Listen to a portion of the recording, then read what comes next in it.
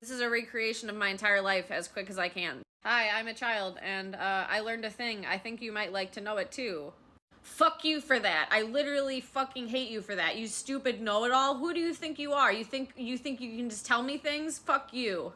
Oh, okay. Let me just be quiet for multiple decades and drink heavily and try my very best to blend in, but have a literally terrorizing time never being able to do that. Unless I am heavily under the influence, and then experiencing an exceptional amount of sexual violence because I also can't be queer openly because I'm in Indiana. And everyone is racist and cis heterosexist and just fucking terrible.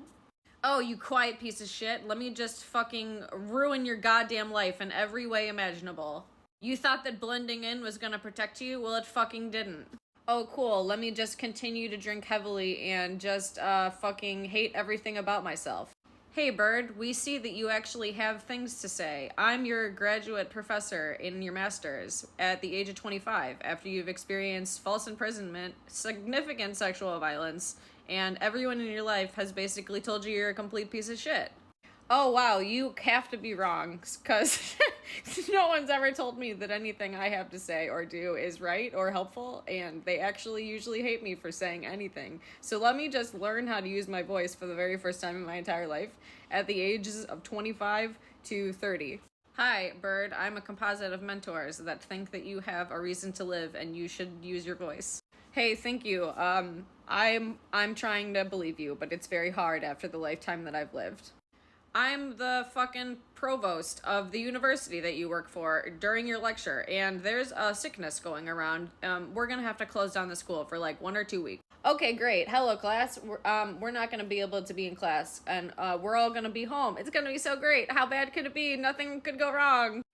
Hi, I'm a news anchor, and everything has gone wrong globally, everywhere, and nothing in the whole world is happening anymore.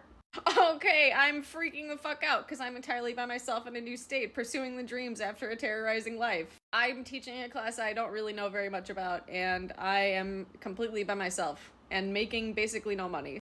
Hi, Bird, it's your mom. Remember my lung cancer? It is back, and I'm going on hospice and going to die soon.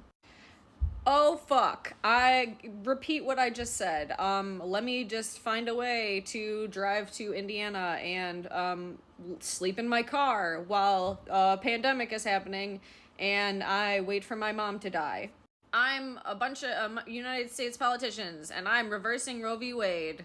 I'm the CDC, and we think that COVID doesn't exist anymore. We're gonna stop counting the cases or doing anything that would stop it from happening. Okay, great. Let me just fucking do nothing ever again in my entire fucking life. Let me just learn everything I fucking can about the amount of sexual violence and identity dehumanization and structural violences. Explaining why the situation that we're in exists and why we're hurtling towards the climate apocalypse.